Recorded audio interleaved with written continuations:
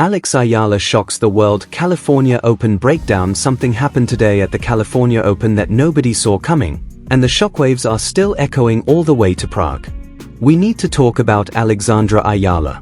Because what the 20-year-old from the Philippines just pulled off isn't just an upset. It's a statement. A declaration. The kind of performance that makes coaches across the WTA stop whatever they're doing and pull up the match tape immediately.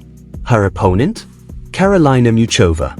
World number 13. The reigning Doha champion. A player who just weeks ago was being whispered about as a dark horse for the Sunshine Double. A woman who, let's be honest, most people expected to cruise through this section of the draw. Instead, she walked off the court in a straight sets loss. And the Czech Republic is stunned. Let me set the scene for you, because context matters here. Muchova came into California riding maybe the hottest streak of her career. After years of wrist injuries and abdominal problems that genuinely threatened to derail everything she'd worked for, she had finally put it all together. That Doha title wasn't a fluke, it was a masterclass.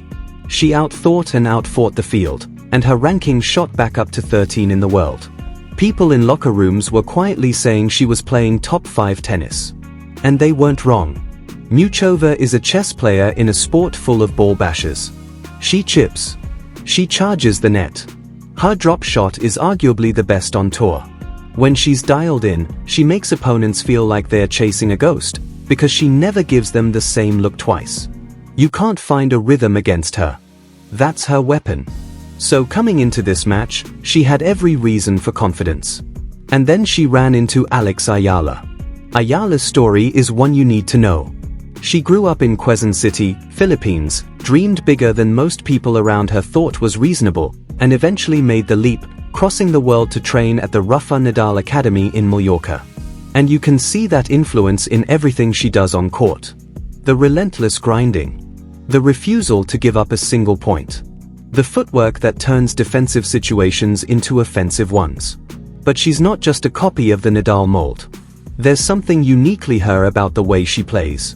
An aggression off the baseline that feels modern, sharp, and completely her own.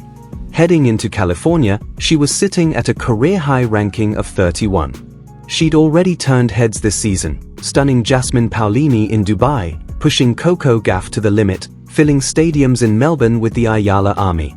But there was always that lingering question following her around. Can she beat the crafty ones? The veterans who don't just hand you pace to work with? The players who turn the match into a puzzle? Today, she answered that question loud and clear. Here's where it gets tactically fascinating, and this is the part that has coaches absolutely scrambling. Eala is left-handed. And that one fact turned Muchova's most reliable weapon into a complete liability. That backhand slice Muchova uses? The one that stays low and kicks away from right-handers? Against Eala, it was sitting right in her forehand wheelhouse. Every single time Muchova tried to slow things down with that slice, Eala was already moving into the ball, stepping inside the baseline and ripping cross-court forehands with terrifying topspin. Muchova had no answer. She couldn't pull Eala wide because the angles just weren't there. The entire tactical blueprint she'd walked in with was being torn apart, game by game. Eala broke in the third game of the first set and never really looked back. There was 1 point, 4-2 in the first set, that I keep coming back to. Muchova played a perfect drop shot. Gorgeous placement, perfect depth. Eala had no business getting there. But she sprinted, somehow got her racket on it, flicked a lob up over Muchova's head, and then finished the point with a swinging volley. The crowd went completely silent for half a second. Then erupted. And in that moment, you could see it on Muchova's face, the realization that this wasn't going to be the kind of match she'd prepared for. Now, Muchova is a champion. She didn't collapse. She fought. In the second set, she started making adjustments. She targeted Ayala's backhand more aggressively with the serve. She pushed the Filipina deeper behind the baseline by increasing the height on her ground strokes.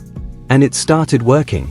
She clawed back from a breakdown and suddenly, at 5-4 in the second set, she was serving to level the match. This is the moment that will be discussed for a long time. Because most 20-year-olds in that situation, against a player with Muchova's experience and momentum, they fold. You see it all the time. The match tightens, the pressure builds, and the younger player starts pressing, going for too much, missing at the worst times. Eala did the opposite. She became a wall. She stopped going for heroes. She just made Muchova play one more ball. And then one more. And then one more after that. And slowly, the unforced errors started creeping back into Muchova's game. Her first serve percentage dropped below 50% during that crucial stretch. The physical toll of the Middle East swing seemed to hit her all at once. The footwork got heavier, the movement less fluid. Eala broke back. Held for 6-5. And then closed it out. The final game was almost poetic. 3 winners in a row, a return winner, a down-the-line backhand, and a cross-court forehand that left Muchova completely stranded. When the last ball sailed long off Muchova's racket, nobody in the Czech camp could quite believe what they just watched. Let's talk about what this means. For Karolina Muchova, this stings. She was expected to go deep here, to lock in a top 8 seed heading into the upcoming Grand Slams. That path just got significantly harder. The Czech media is already asking the uncomfortable questions: was fatigue a factor? Or has Eala genuinely found a formula that exposes something real in Muchova's game? The honest answer is probably both. For Alexandra Eala, this changes everything. Her ranking is jumping into the top 25. Historic territory for a player from the Philippines. But forget the numbers for a second. What she showed today isn't something you can put in a ranking. She played with the patience of a veteran. The tactical clarity of someone twice her age. The mental toughness of someone who has been in these moments before, even though, technically, she hasn't.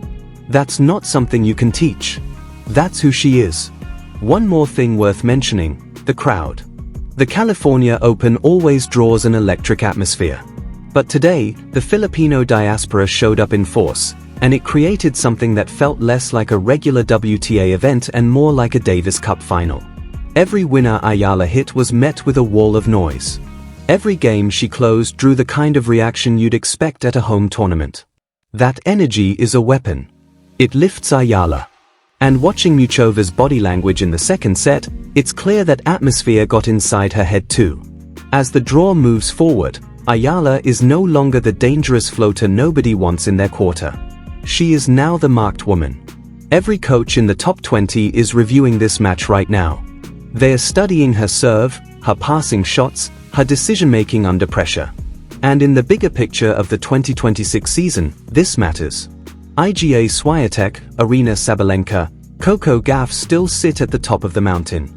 But the gap between that elite tier and the generation chasing them is closing faster than anyone expected. Eala closing that gap today isn't a surprise to everyone. Her team knew. Her fans knew. Now the rest of the world knows too. What we witnessed today at the California Open was bigger than a tennis match. It was a young woman from Quezon City, who packed up her life, moved to the other side of the world, and committed everything to a dream, cashing in on every single hour of work she's ever put in. Karolina Muchova will recover. She's too talented, too experienced, too mentally strong not to. One loss doesn't define a career, and her Doha title is still real. But today, she was simply outplayed.